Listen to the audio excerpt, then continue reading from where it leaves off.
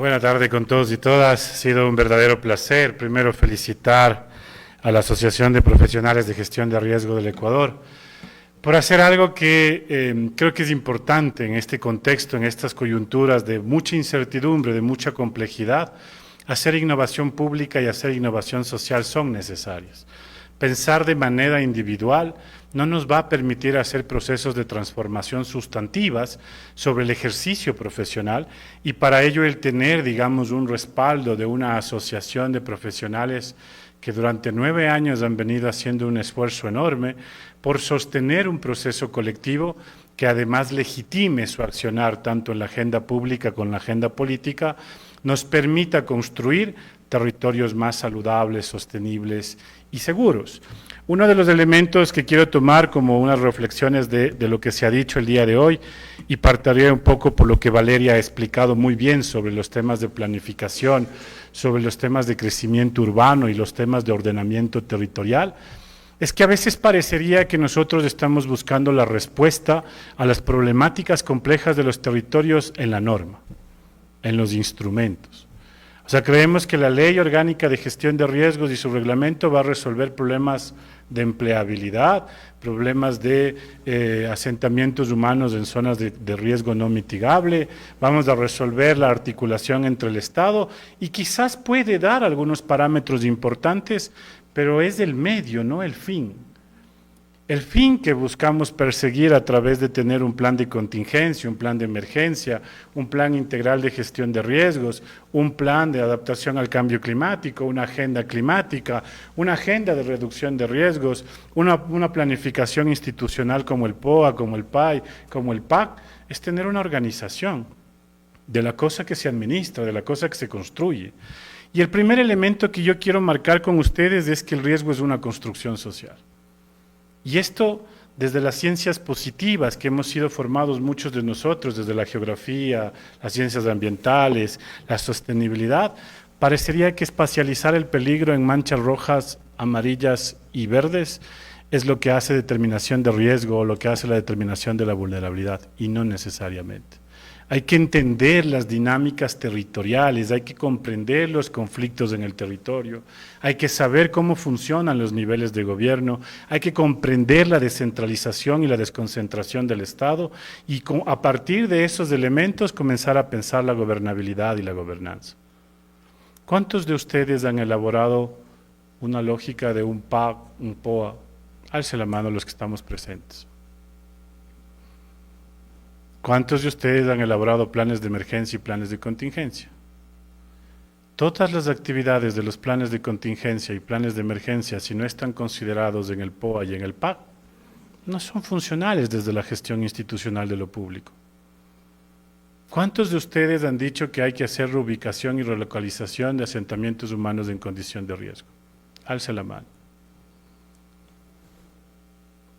Y a partir de esas determinaciones que nosotros proponemos, estamos vulnerando algunos derechos. Estudien el caso de Muisne, por ejemplo, sobre la condición de riesgo no mitigable y la vulneración de derechos sobre el tema de acceso a agua, derecho a la vivienda, derecho al espacio público, derecho a la ciudad que se han vulnerado. Vayan a ver la zona muerta en el caso de la Tacunga por el potencial proceso eruptivo del volcán Cotopaxi. ¿Cuánto? 23,000 más o menos personas están siendo afectadas porque no pueden enajenar sus bienes, no pueden mejorar sus viviendas porque son zonas de riesgo. ¿Saben la importancia que tiene nuestra determinación de nuestras aproximaciones teóricas y técnicas cuando hacemos una inspección en el tema de riesgos? Ustedes han escuchado, por si acaso, algunos informes que dice por observación visual determina la condición de riesgo de susceptibilidad de un asentamiento.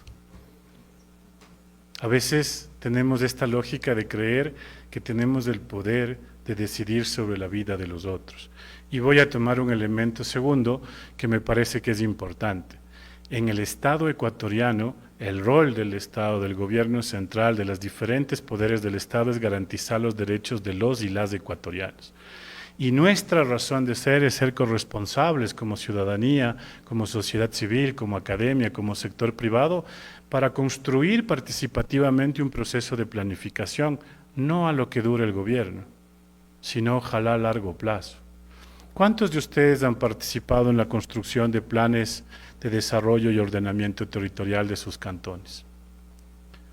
¿Cuántos de ustedes han participado, digamos, efectivamente utilizando los mecanismos de participación ciudadana para el ejercicio de esa demanda, de ese control social que debemos hacer sobre la política pública que pasa en el territorio?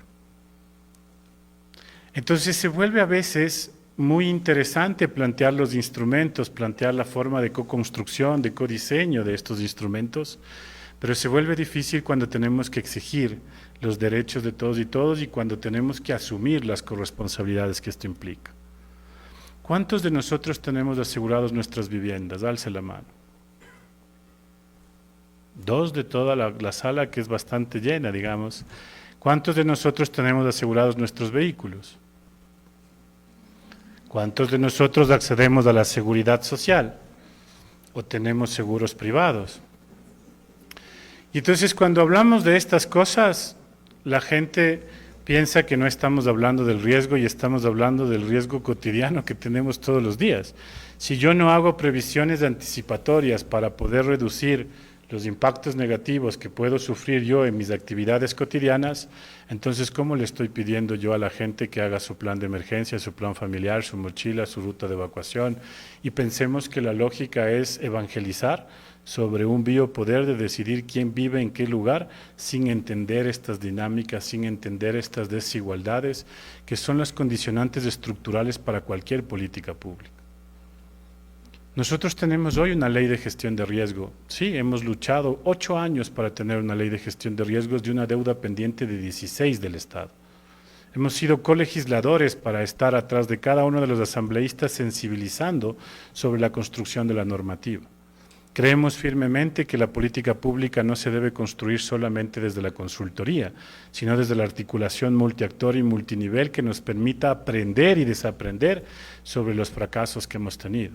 En América Latina tenemos una deuda pendiente desde los gobiernos que tienen que ver específicamente con la lógica de la evaluación de la política pública. Nosotros hoy tenemos planes de desarrollo que se cumplen por mero trámite administrativo respecto a los gobiernos autónomos descentralizados. Nosotros hoy tenemos planes de contingencia y planes de emergencia que se cumplen por mero requerimiento del rector de la política. Nosotros hoy tenemos una complejidad sobre entender qué significa el riesgo desde la salud y seguridad ocupacional, qué significa el riesgo desde la lógica financiera, qué significa el riesgo desde los supuestos de la planificación, qué significa el riesgo en el riesgo climático, y sobre esas diferentes aristas que tiene un concepto en construcción, nosotros no podemos creer que tenemos el conocimiento absoluto para poder trabajar en el territorio sobre gestión de riesgos. Por tanto, con todo el cariño que tengo a todos los profesionales, hombres y mujeres valientes que trabajan todos los días haciendo algunas acciones que contribuyan a lo que conocemos o conocen como la cultura de la prevención, que para mí más bien es implicar que las lógicas sobre las cuales la sociedad se mueve incorporen previsiones o sistemas anticipatorios para mejorar su condición de vida. En un país multiambiental, que nos hace únicos, hermosos, además sobre la lógica de la megadiversidad que tenemos, sobre esa disputa del espacio público, sobre esa disputa de tener un patrimonio natural que debería ser el tesoro más importante de los y las ecuatorianas.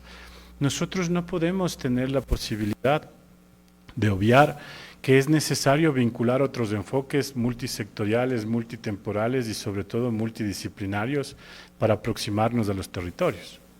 Mientras construimos el Plan Nacional de Desarrollo, la dinámica territorial cambió, porque hubo una nueva concesión minera, porque tuvimos una nueva lógica de un show económico que afectó, digamos, a las finanzas institucionales, porque el acuerdo con el Fondo Monetario Internacional determinó otra lógica de la administración de la cosa pública, porque a lo mejor el análisis y la evaluación de las competencias de los gobiernos autónomos descentralizados nos marca que a lo mejor no estamos cumpliendo con las mínimas y las más básicas. Lo que Valeria nos plantea cuando nos muestra esta lógica de dispersión y de no tener una lógica de articulación institucional es porque, ¿saben cuántos ecuatorianos vivimos en pobreza y pobreza extrema actualmente? 7 millones de ecuatorianos aproximadamente. Entonces, cuando ustedes me piden guardar un atún en una mochila de emergencia para enfrentar una amenaza con una incertidumbre y una probabilidad de ocurrencia que no la sé, yo estoy perdiendo la empatía con esa gente que vive con menos de $1.50 día o que vive con menos de $3 día. Entonces, para hacer una lógica de gestión de riesgos sobre el tema de la garantía de derechos, tenemos que tener la capacidad de entender los problemas estructurantes y los factores que determinan esa condición de vulnerabilidad. En la universidad, por repetición mutua, nos decían que la población vulnerable son las personas con discapacidad, mujeres, mujeres embarazadas y niños.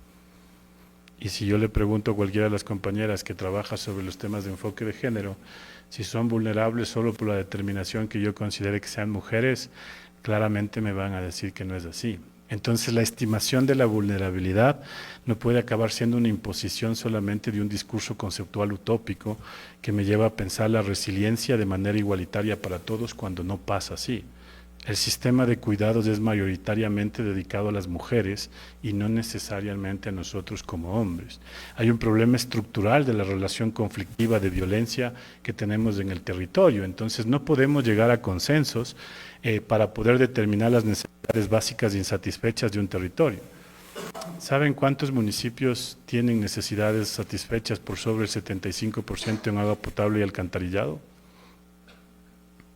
Ni el 40% de los municipios. Y ustedes, cuando hacen un trabajo en riesgos y trabajan un plan integral de gestión de riesgos y hacen una agenda de reducción de riesgos y me plantean un montón de instrumentos con unas cosas como trabajar lo comunicacional, la obra, no sé qué, están pidiéndome dejar de invertir en los temas de desarrollo para invertir en los preparativos a los desastres. Esa es la lógica que debemos manejar sobre la construcción de los territorios. Y esto me lleva a un tercer elemento, que necesitamos aprender y reaprender sobre los temas de la formación de la gestión de riesgos. Muchos venimos de escuelas muy importantes como la Cruz Roja, la Defensa Civil, la Protección Civil. Muchos hemos hecho ambulancia, hemos hecho la cuestión de atención a emergencias, hemos trabajado sobre la lógica de albergues, hemos formado a alguna gente sobre la lógica de los preparativos, que el plan familiar, que la ruta de evacuación, que el extintor, que el primer auxilio, etcétera. Sí, claro, respondemos a ese proceso. Pero también evolucionamos, ¿no? O sea, la gestión de riesgo no se suscribe a la atención de emergencias. Necesita un análisis de información, en el análisis de la vulnerabilidad, de la amenaza, de las capacidades, mucho más potente. ¿Cuántos de ustedes han analizado la vulnerabilidad física de los cantones? Alce la mano. ¿Cuántos de ustedes han visto un catastro? Ese es el instrumento con el que puedo aproximar a la vulnerabilidad física de un cantón. Lo que no está actualizado, entonces tengo mayor incertidumbre a la aproximación sobre el cálculo del riesgo. He hecho modelaciones para poder saber los escenarios complejos que nos depara de aquí a 5, 10, 20 años. Es importante entonces sentarnos a pensar que la lógica con la que vamos a actuar para tomar decisiones requiere tener una lógica de articulación de muchas disciplinas. Yo recuerdo, un profesor nos decía que la gente que trabaja en riesgo no debe conocer a profundidad, sino que debe saber qué cosas utilizar, qué enfoques utilizar, qué conceptos utilizar, qué ciencias articular para poder aproximarnos al riesgo. Pero cuando me determinan que es un riesgo alto, medio y bajo y pregunto cuál es la probabilidad de ocurrencia o cuáles son las aproximaciones de los impactos a causarse por un fenómeno y no lo tenemos, entonces no estamos calculando el riesgo. Si en teoría, en concepto claro, digamos, el riesgo es la materialización, la probabilidad de ocurrencia de un evento peligroso que genere daños y pérdidas. ¿Qué implica este fenómeno, digamos, un poco anómalo del invierno desde enero a junio de este año en términos económicos para el país? ¿Cuáles son las cadenas productivas afectadas? No solo me digan las vías, las personas afectadas y damnificadas. Veamos cuál es la lógica sobre la cual vamos a pensar la rehabilitación, la reconstrucción. Y esta cumbre creo que tiene un elemento importante al vincular acertadamente, digamos, por parte de la directiva, estos elementos del desarrollo urbano, el cambio climático y la gestión de riesgos. Porque nosotros estamos actuando a veces por querer estudiar a mayor detalle el fenómeno natural y no necesariamente las dinámicas territoriales que constituyen la vulnerabilidad de lo construido. Ustedes, quienes viven en el Distrito Metropolitano de Quito, les invito a que ustedes vayan a Tucucho, a La Roldós, a todos los barrios del noroccidente y planteen la reubicación de algunos que viven a borde de quebrada. O planteen la lógica de la legalización de muchos asentamientos humanos que son fruto de una lucha de mucha gente por salir de una lógica de explotación, de un fraude, de una lógica de desfalco que pudieron tener a ciertos traficantes de tierra que juegan con la dignidad de la gente. Yo les invito a pensar, si nosotros fuéramos al perfil costero, y cumplo lo que dice el plan de planificación marino costero sobre la cuestión de las distancias que tengo que tener sobre la cuestión de nuestras playas, que son las más hermosas, por cierto, de Sudamérica, no tendríamos todos los lujos que tenemos de dar un paso y estar en la playa. Les invito a bajar a Cumbayá y ver todas las urbanizaciones de Nayón, que son súper interesantes en términos arquitectónicos y urbanísticos, pero que no cumplen la normativa. Y invito a pensar entonces que sobre los elementos que hemos discutido seamos pertinentes en 3 cositas concretas para pasar a la discusión ya más interna de la asociación. 1, a pensar los instrumentos de política pública. Si la ley ha sido un gran logro que hemos alcanzado y es un medio, tiene disposiciones generales, transitorias y derogativas que deberían ser cumplidas, como por ejemplo el modelo para la competencia concurrente de gestión de riesgos al nivel de los gobiernos autónomos descentralizados. Si queremos trabajar todos los planes que me dice la ley, primero establezcamos cuáles van a ser los recursos que se van a destinar a los distintos niveles de gobierno. Y si es que todavía eso no pasa, aprendamos a manejar la gestión institucional a partir de los instrumentos de planificación. Si no sabemos hacer un POA, si no sabemos hacer un PAC, si no sabemos trabajar en un PAI, si no sabemos unas nociones básicas de contratación pública, cuando yo entre al ejercicio laboral para ser parte de la función pública, yo voy a tener grandes complicaciones. La lógica, entonces, de pensar estos instrumentos como más medios y no como fines es importante. Segundo, a la lógica de articularnos de manera corresponsable entre el Estado, la sociedad civil y la cuestión de la academia. No por tener un título tenemos la capacidad de vulnerar los derechos de la población. Y pido, y esto lo hago un exhorto público a ustedes, principalmente colegas, que venimos trabajando en varias líneas, que podamos pensar la sostenibilidad no solo ambiental, no solamente la lógica de lo verde, no todo lo verde es necesariamente saludable para algunas cosas en términos de metabolismo urbano, de metabolismo del territorio. Necesitamos pensar la sostenibilidad financiera. Si no trabajamos mecanismos de transferencia de riesgos, no trabajamos otras nuevas formas de gestionar el riesgo, vamos a tener los mismos resultados. No habrá plata que alcance para seguir dando asistencia humanitaria a eventos peligrosos que cada vez son mucho más recurrentes. Necesitamos trabajar otros mecanismos como los seguros paramétricos que mencionaba Diego, como la posibilidad de pensar tasas, fondos, pero que sean eficientes no hacia solo la respuesta, sino a pensar unas mínimas, por ejemplo, como tener un catastro actualizado, como tener, digamos, algunas medidas de reducción vinculadas a los servicios básicos y como también como ciudadanía dejar de demandar la cancha sintética, la concha acústica, la cuestión de la casa comunal, a pensar equipamientos que mejoren el hábito y la condición de vida más digna de la población. Y en tercer elemento, una de las cosas que hay que comenzar a plantearnos es esta lógica de aprender y reaprender sobre los riesgos, porque es una de las cosas que más nos ha costado como asociación. Cuando la gente no escucha lo que quiere escuchar sobre los procesos de formación en torno a la cuestión de hacer el análisis de la amenaza, la vulnerabilidad, el mapa, la cuestión de la ruta de evacuación, el plan de emergencia, el plan familiar, comunitario, etcétera, y hacer el simulacro, entonces ya no hablamos de riesgos, entonces ya no somos parte. Y esto nos ha costado mucho y les invito a pensar más bien cómo en conjunto identificamos nuevas posibilidades para poder tener mayor empleabilidad. De casi 1.200 profesionales titulados en tercero y cuarto nivel, tan solo el 16% tiene empleabilidad en términos formales, digamos.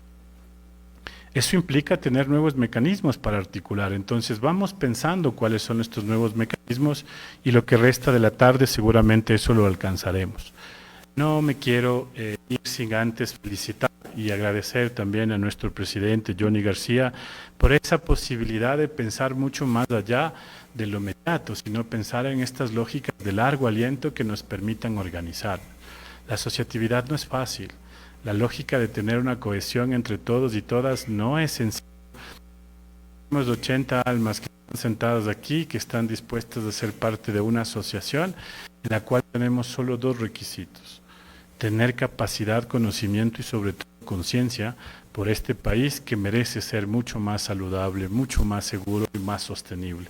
Muchísimas gracias a todos y todas.